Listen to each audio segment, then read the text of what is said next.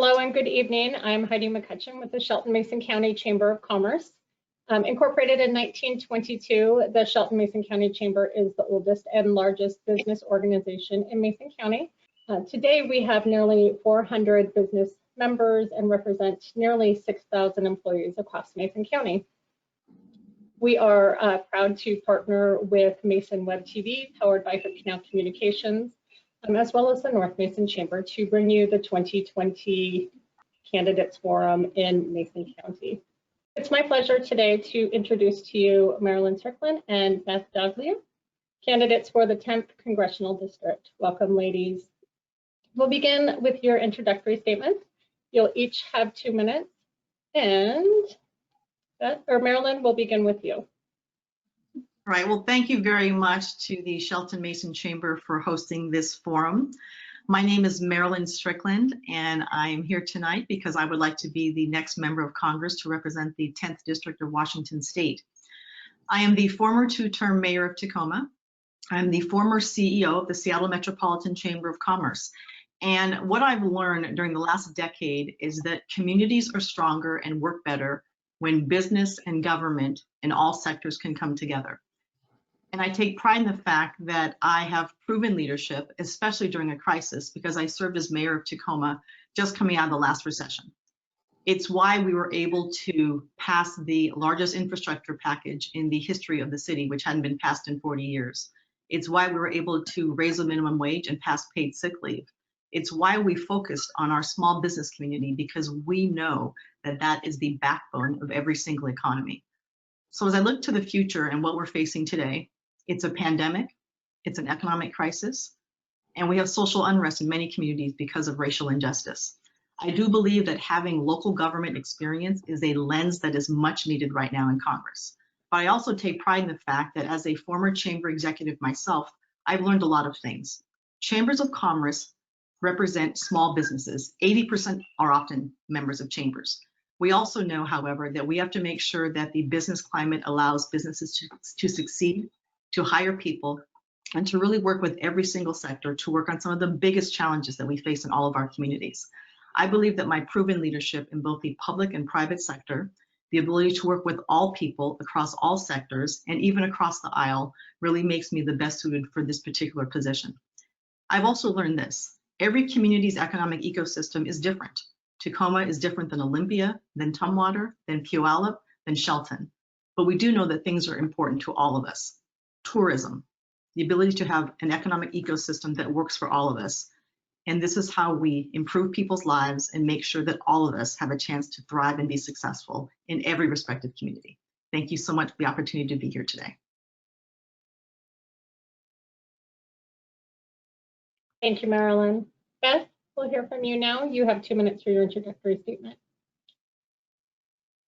Well, thank you for having us today and for organizing this forum. What a great organization representing the business community in Mason County. I really appreciate the opportunity. I am Representative Beth Doglio, and I currently represent the 22nd Legislative District in the state legislature, where I've lived for over 2 decades and raised my family. This race is a critical opportunity to elect a leader with a proven track record of collaboration and working both sides of the aisle to get things done for this region. That is my record in Olympia and as a community advocate. That's why over 140 elected officials and 50 of my colleagues in the legislature have endorsed my candidacy because they know that's the approach we need in Congress. As a state representative, I work closely with the local chamber here in Thurston County and the Economic Development Council through the Thurston Shared Priorities Partnership. This partnership identifies the top legislative priorities for the business community, whether that was investing in the ag part in Tenino, or supporting the Craft Distillery District in Tumwater, or broadband investments across the state, or transportation planning to relieve I-5 congestion. I fought tooth and nail and delivered.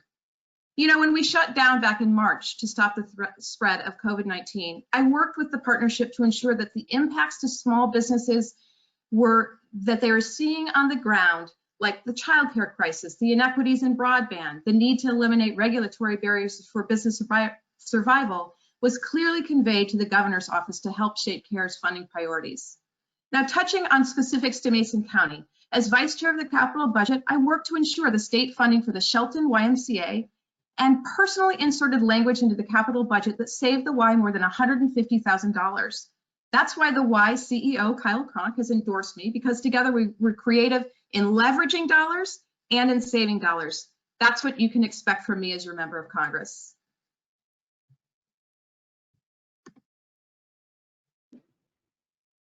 Thank you, Beth. We'll now move into the questions that the Chamber has prepared for you. As Marilyn began with her introduction, we'll hear from Beth first on this portion. Beth, you'll have 1 minute to answer. Marilyn, you'll then have the same question. You will also have 1 minute. Beth, as you began first, you'll have the opportunity for a 30-second response if you choose. And the first question is, opioid abuse and addiction continues to be a major problem in Mason County and throughout the nation. What can be done at the federal level to help find a solution for this growing epidemic? And Beth, you'll have 1 minute to respond. Yes, this is a really important issue that is impacting communities across this nation. And there's no question that the federal government can play more of a role in making sure that we are funding addiction treatment and funding mental health in our communities across the board. Unless we're investing in our people, we are never going to be able to solve this problem. And it means economic development, right? We need to really be very clear about creating economic opportunities in our communities that lift people up. That includes paying people more, raising wages, making sure we have good labor standards, making sure that people have the training and opportunities to move forward in their careers so that they're not becoming unemployed and being and falling prey to an opioid addiction. In addition, we need to have much more clear tracking systems for our healthcare providers so that they know who are the folks who are utilizing the system to get opioids, instead of giving them opioids, really giving them the help to get off of that. I'm proud. I think my time is up. Thank you. Marilyn, you'll also have 1 minute to respond. Great. Well, thank you for this question. I know at the local level, for example, we actually sued the city of Tacoma, some opioid manufacturers, and joined in that because of how they were treating, how they dispense opioids to doctors. But the federal level, here is exactly what we need. Number one, we need to recognize that we have to take the stigma away from addiction, and people who often need help are reluctant to get it. The second thing we need to do is really think about economic opportunity and education in every single community and not leave any communities out. We know that in some communities where jobs have gone away, where manufacturing has gone away, even when there's been a loss of hope, people become full of despair and they end up turning into these types of situations to self-medicate, for lack of a better term. So we have to be more compassionate. We have to adequately fund programs that are going to help people get over opioid addiction, and also fund programs that make sure people do not become addicted. This is a very complicated problem, but it should be part of standard health care, and we should remove the stigma to get the help that people need. Thank you, Marilyn. Beth, do you have any final thoughts? If so, you have 30 seconds. You know, I do think that the federal government has a role in encouraging healthcare providers to use Suboxone and to get that waiver, so that, because that is a very successful treatment. But it does take additional training for our healthcare providers, and the federal government should be playing a role in making sure that our healthcare providers are given adequate training and encouraged to get that waiver to be able to provide Suboxone as an addiction training. And then we simply need more facilities to help people move out of opioid addiction. Thank you. The next question will go to Marilyn first. Marilyn, you will have 1 minute to reply. And the question is, do you believe that the corporate tax structure needs reform? And why or why not is that? Yes, absolutely. As we look at the tax structure that we have, both here at the state and also nationally, it is something that is not fair to all businesses. And for example, when we look at the business and occupation tax, it actually taxes revenues and doesn't look at profits. And there's a difference between the two. We also know that in some cases it's upside down. So the largest, most profitable companies are actually paying less in taxes, and these small local businesses pay a disproportionate share. So, if elected to Congress, I will be very conscientious at looking at the entire tax structure to make sure a few things happen. Number one, we want to make sure that it is fair and equitable. We want to make sure that businesses are able to be successful because they actually hire people and often hire people in good wages. But we want to make sure that the tax structure does not disproportionately have a negative impact on local businesses, especially local small businesses. So I'm willing to take a look at them and look at how we can reform it. But again, we want to make sure that we have economic vibrance, that we're able to provide jobs for people, but also to make sure that the system is equitable and fair. Thank you, Marilyn. Beth, you'll also have 1 minute to respond to the same question. Well, yeah, I mean, definitely our corporate tax structure needs reform. Corporations just, particularly the large corporations that are, making unbelievable profits are really not paying their fair share. And so I really believe, particularly those large businesses that are in that situation, we need to increase taxes on them. But at the state level, we have a system that has a B&O tax on the gross income of the businesses. And that too is unfair in this state, because a lot of times if you have high overhead and small profit margin, you are put at a disadvantage in this state. So clearly at the state level, we need to work on reforming how we implement the B&O. And at the federal level, I feel like we really need to make sure that our small businesses, those taxes are reduced, while the larger, more profitable businesses have higher taxes. Thank you, Beth. Marilyn, any final thoughts? If so, you have 30 seconds.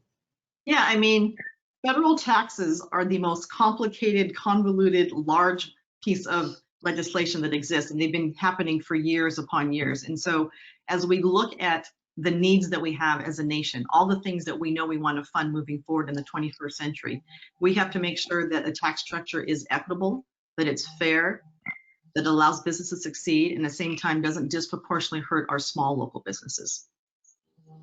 Thank you, Marilyn. The next question will go to Beth and then to Marilyn. Each of you will have 1 minute to respond. There won't be a final rebuttal. So Beth, the final question the Chamber has prepared for you tonight is, what are the top 2 things you will work on to enact to help with recovery upon your arrival in Congress in January? So the first thing is that we absolutely need to get a hold of this COVID-19 and the spread of that. So we need to invest deeply in testing, in contact tracing, in just making sure that we are stopping this in its tracks. And the second thing is putting people back to work. And I think we have an amazing opportunity. We have a failing infrastructure that needs to be rebuilt in this country. We need to move towards a fossil-free future and completely reform how we bring power into our homes and our buildings and how we get around. So and finally, we need to really make sure, and this is particularly important for people in Mason County, we need to have a nationwide good broadband system that brings equity to every single community in this nation. So I think we need to put people back to work. I will be working on a massive stimulus package, but we first really have to get control of the pandemic itself. Thank you, Beth. Marilyn, you also have 1 minute to respond to the same question. Great. Well, if you go to my website, stricklandforwashington.com, I actually have a 5-point recovery plan about how we recover our economy and come back. And the first thing we do have to do is get control of this virus. Without a sustained national plan to deal with this pandemic, we're not going to have a full economic recovery. And I say that for many reasons. So much of our economy depends on people feeling safe showing up. That's related to tourism. It's related to coming to events, it's related to going to school, and it's related to coming to work. And so we have to get that pandemic under control so that people feel comfortable getting on planes again and enjoying tourism, the very things that we know Mason County depends on a lot for its economy.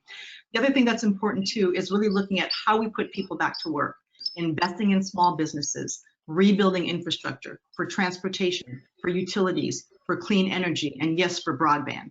So I'm ready to get to work to do those things. I have the experience as mayor to work on an economy that was struggling, and I'm proud of what we accomplished. So thank you for this question. Thank you. And thanks to both of you for answering those questions. Now I'll present the questions that you have prepared for one another. Marilyn, I'll begin with the question that Beth has prepared for you. You will have 90 seconds to respond. Beth, you'll then have 30 seconds to clarify or reply. And then Marilyn, you'll have 30 seconds to give your final thoughts on the answer. With that, the first question is, a few years ago, you supported building a plant in Tacoma that would have produced methanol. Given the recent crisis of air quality in our region just experienced, do you still think it would have been a good idea to build that plant? Yes, so thank you for that question, Beth. So when the Washington State Department of Commerce presented that project to the Port of Tacoma, it was presented as a clean energy project. And I'm proud of the record that I have working on environmental issues. It's why, as mayor of Tacoma, I supported rejoining the Paris Climate Accord, because we know that climate change is real, it's a real threat, and it's a global threat. It's why I was proud to serve on 2 transit agencies to try and get more mass transit built to get people out of cars, because we know transportation is the largest source of greenhouse gas emissions.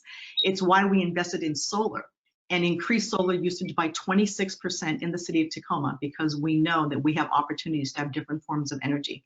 So as I think about this particular project, it was something that was brought to us by the Washington State Department of Commerce. It was something that was going to have a full environmental and thorough review. But I think it comes back to this. I'm ready to get to Congress to work with President Biden and work on his clean energy plan, which puts people back to work, which reduces carbon emissions, and really makes us a leader again in the United States when it comes to how we deal with global warming.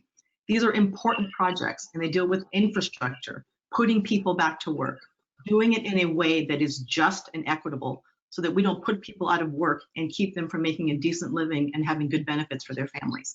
But I'm excited about the Select Committee on Climate Change, the work that's going to happen in Congress, and I'm ready to roll up my sleeves and do that work for the Puget Sound, including working on cleaning up the Puget Sound itself. Thank you, Marilyn. Beth, you have 30 seconds to rephrase or respond.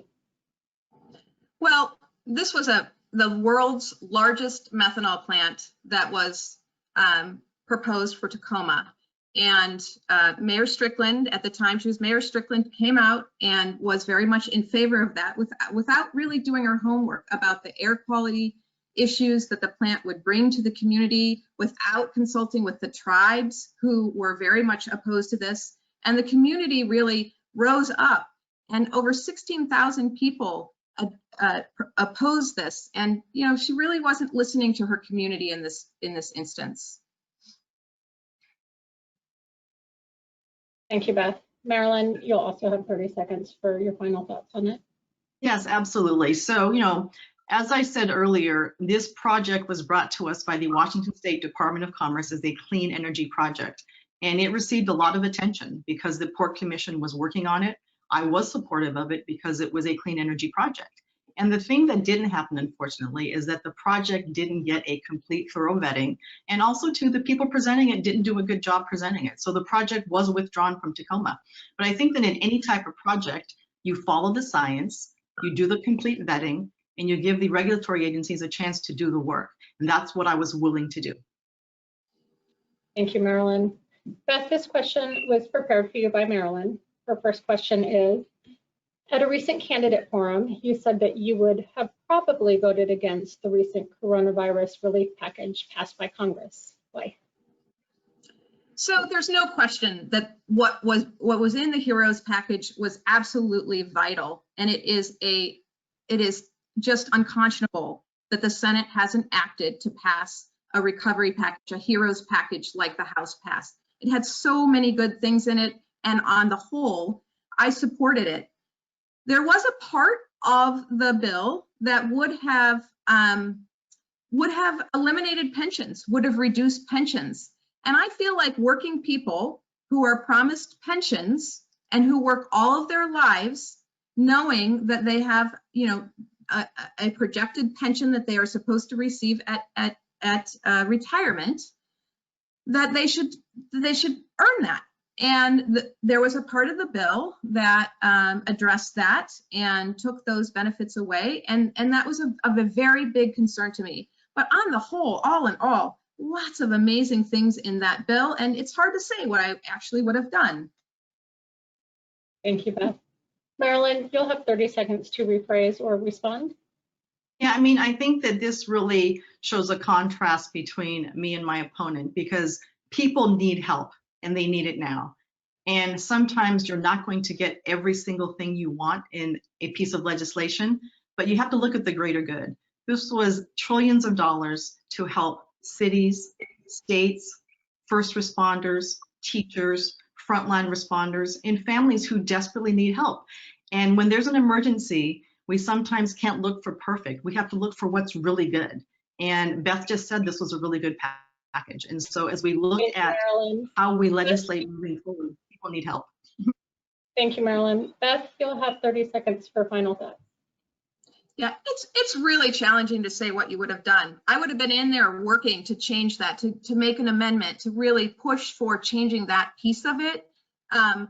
So, you know, I don't know, honestly, what I would have done. You know, I probably would have voted for it if I had had an opportunity to really to try and change that particular piece of it. And it is an ongoing question, you know, that they're doing a bill today, I believe, another HEROES bill, as another good faith effort to try and get the Senate off their duff to actually help our communities. Thank you. This next question has been prepared for Marilyn by Beth. Marilyn, you'll have 1 minute to answer this question. There are some who believe that unlimited corporate contributions are hurting our democracy. You voted against a resolution opposing the Supreme Court's decision that allowed these unlimited corporate contributions. Do you regret that vote? Yeah, that's a really good question. So as a person who's campaigning for Congress and the amounts of money that we have to raise to be viable, I completely support getting rid of citizens. I support any Citizens United because I support campaign finance reform. The disproportionate amount of time that we have to spend trying to raise money keeps us from thinking about policy, speaking with the people we want to represent, and doing the kind of work that people want us to work. Now, at the time on the City Council when I opposed this, it was me not wanting to be a hypocrite because we have to go out and raise money when we run for office. And I knew that I was going to go into a campaign season. And so for me, it's not because I support Citizens United, it's because I didn't want to be a hypocrite knowing that I would have to go out and raise money myself to try to run for office for re-election. With that said, moving forward, I fully support campaign finance reform. We need to get rid of dark money in politics. We need to be transparent about it, and it shouldn't require so much time as candidates to go out to have to raise money to be viable and to win elections. Thank you, Marilyn. Beth, you have 30 seconds to respond or rephrase the question. Well, I think, you know, by saying you support ending Citizens United and at the same time saying you need to take corporate contributions in order to fund your campaign, that's a little hypocritical. You know, either you're going to take, and you've waffled on it, whether or not you're taking corporate PAC contributions or not. It's unclear what you're doing in your campaign. This is a really important issue given how we are funding, you know, it's all individuals from my perspective, right? And so anyway, my time's up. Thank you. Marilyn, you have 30 seconds for final thoughts on the matter. Yeah, I mean, it's interesting that you're taking this position about corporate money because you took it yourself, Beth, when you were in the state legislature. And what's interesting about the primary election is that, you know, you can take a pledge like that when you know that there is a $500,000 of outside special interest money coming in to help you. And that's exactly what Beth had in the election. I had to make a decision. I want to win an election. I want resources to get my message out to voters. So I'm open to accepting money that is funded by employees who contribute to their companies. Thank you. Beth, this next question has been prepared for you by Marilyn, and that is, what role did you have after the last recession in creating jobs and helping attract investment into the South Sound? So, yeah, I was quite active at Climate Solutions. I was a campaign director at Climate Solutions for the last 13 years. And I was the lead on federal relations and working with our federal delegation. And I spent a great deal of time working with our congressional delegation around those ARA funds and where they would go into our communities and trying to really build support to help move that package through Congress and have a lot of it going to clean energy. And we have seen clean energy is the fastest growing sector of jobs across this nation. And a lot of that came from that package, from that ARA package that was put together after the last recession. Thank you, Beth. Marilyn, you have 30 seconds to rephrase or respond. My response is just going to be compare the records of who created more jobs.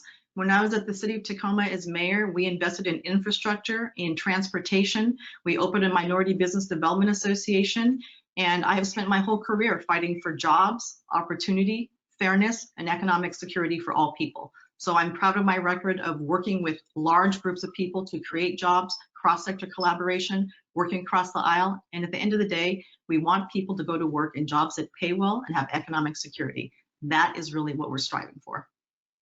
Thank you.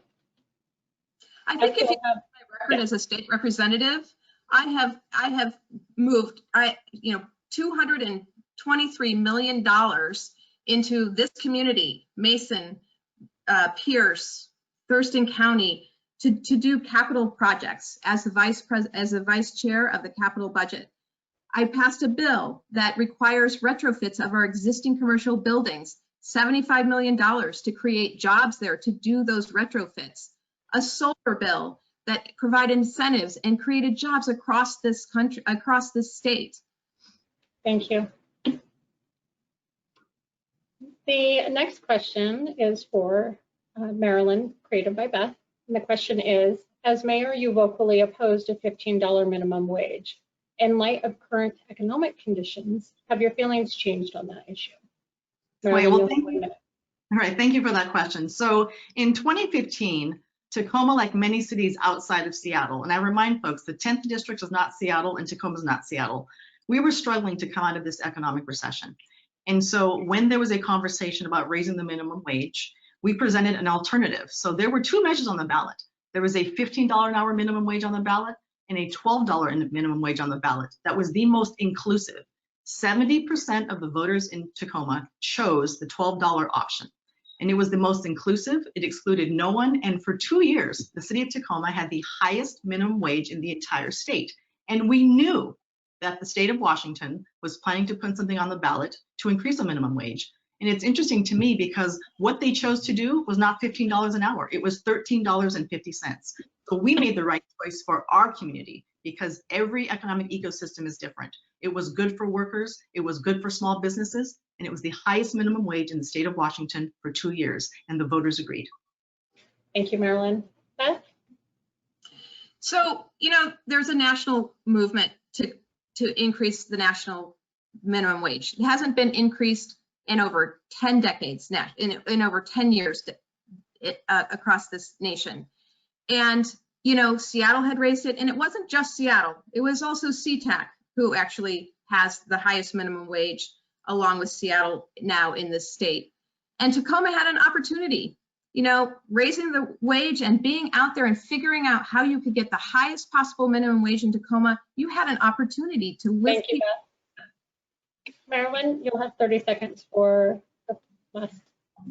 Yes, absolutely. So as far as raising the minimum wage, it is now 2020. And moving forward, we do need to raise the minimum wage nationally. Absolutely, I agree with that. And I do support raising it to $15 an hour. But back in 2015, I had to do what was best for my entire community. And I want to make sure people understand this distinction.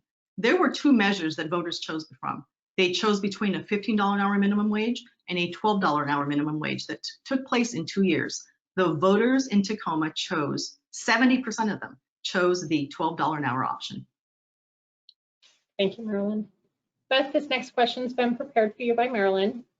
The question is, what do you say to people in the South Sound who have health insurance through their employer and are worried about losing it if your Medicare for All plan becomes law? You have 1 minute. Well, I think that people don't really like their plan as much as they like their physician. And Medicare for All does not mean that you're going to be, losing your plan. What it means is that it's a different way of funding it. It means that it's not going to be tied to your employer. Instead, your employer will be able to work on wages, and labor standards instead of worrying about how they're going to get health insurance to their employees. So Medicare for All is not about kicking people off their plans. It's about opening things up. Right now, you're in network or out of network. You have to choose. Sometimes you change employers and you have to get a new plan, and then you have to change your provider. We had a streamlined Medicare for All single payer system. All of those issues would go away. So I would say to people in the South Sound, you're going to be a lot better off with a much simpler system like Medicare for All. Thank you, Beth. Marilyn, you have 30 seconds. Great. Thank you. So healthcare is a human right, and every person who lives in the United States should have access to affordable, accessible, and equitable healthcare. And instead of getting rid of something, let's build on what works well. The Affordable Care Act covers 20 million people who didn't have it, and we can expand it. We can add a public option so you're not tied to your employer to get healthcare. We can lower the eligibility age for Medicare, and we can raise the age where kids can stay on their parents' plans. By doing those things, we can cover a lot of people and not necessarily tether people to their jobs to get healthcare. Beth, 30 seconds for your final response on the matter. Look, there's 70 million people who are uninsured or underinsured prior to COVID. And now that number has grown to, 90 million people. This system needs to be changed.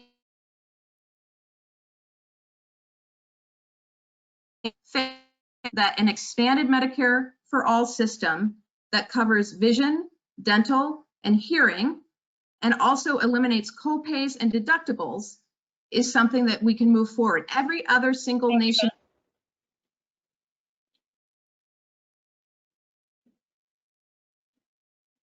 Did we lose her? We're a little frozen. Yeah, we'll have to splice this. Oh, they're back. Okay. So luckily you got in the final word before we froze up. So we'll just cut that portion of it out. Okay, so we have, okay, I'm going to get back to my professional self now. Well, thank you, ladies. That concludes our candidates' questions for one another. With that, we'll move into closing statements. Beth, we'll hear from you first. You have 2 minutes.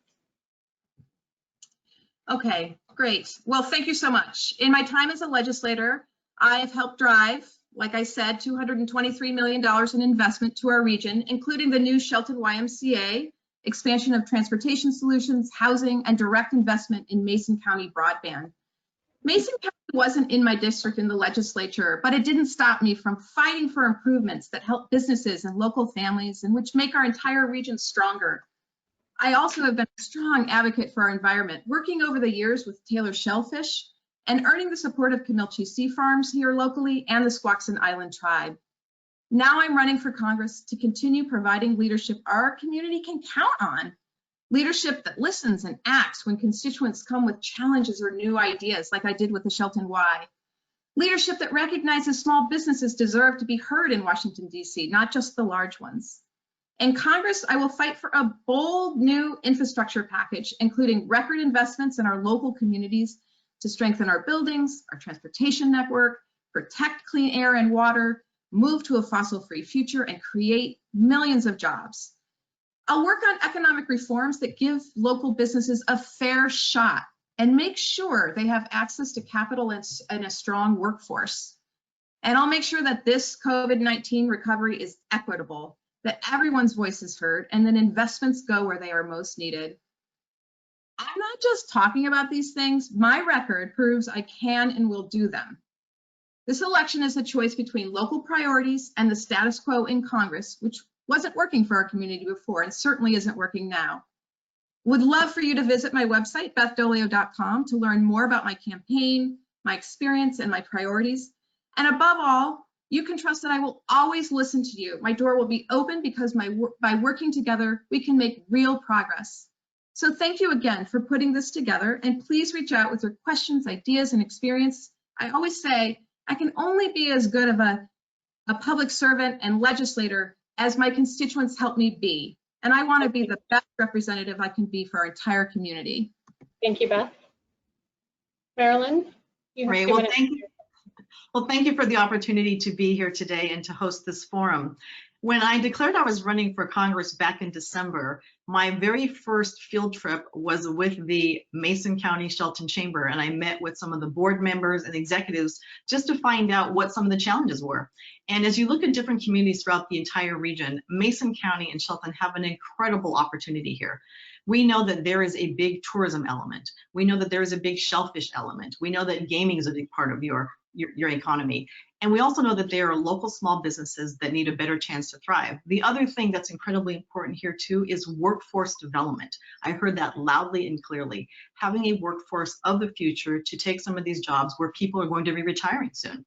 When I look at Shelton and Mason County, I see opportunity in healthcare, in telemedicine, in manufacturing, and just doing the things that are possible to revive an economy. And this is because an economy is an ecosystem of businesses of all sizes. Some of the larger legacy businesses provide customers who have the means to shop at small businesses. And we also understand too that there is a homeless crisis that I saw in full color. And we know that when it comes to housing, we sometimes forget that the housing availability and the stock of housing and not having enough is prevalent in every single community in this district, including Mason County and including Shelton. I have a very proud, strong record of working on housing, getting more built, getting affordable housing built, and that is an essential part of helping people meet their basic needs. I have a strong record of economic development as a mayor. We brought $1 billion of private investment into Tacoma. We invested $500 million in infrastructure. We lifted up our small businesses, and we passed paid sick leave and time off policies and minimum wage that kept our smallest businesses in mind, including our nonprofit organizations. It would be my honor to represent you. I believe I have a strong track record. Please look at my website. Please look at my 5-point plan for recovery. Thank you. Thank you, Marilyn. That concludes our forum for the 10th Congressional District. Marilyn Strickland, Beth Doglio, it was a pleasure to hear from both of you. Thank you so much. Thank you so much for having us. Thank you.